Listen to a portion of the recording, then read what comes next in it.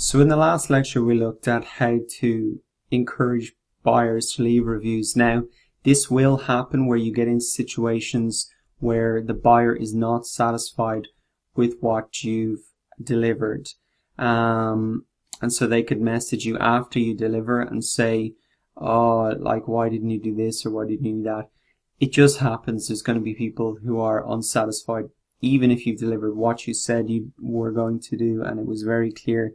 And it is painful making refunds of like $60. I've done that before and it's taken me a lot of time, and I don't want to refund them because I've spent maybe 30 minutes an hour on this, but you just have to let it go, because what's more important than anything, that $60, is having a clean sheet in terms of reviews.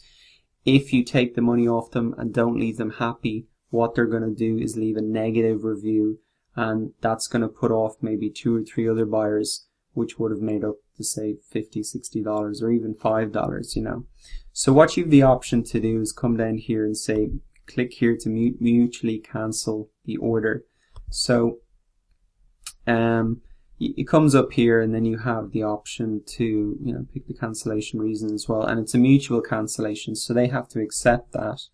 But what that allows you to do is you can see that they're unhappy, you can see that they're probably going to leave a negative review, so you just cancel the gig, you refund their money, and you avoid having a bad sale on your record. Everybody walks away, they get their money back, and so you wasted a bit of time, but at least you haven't got a negative review. So I wouldn't do that very often, but there is cases where you need to do it, and it's a great way to avoid negative reviews.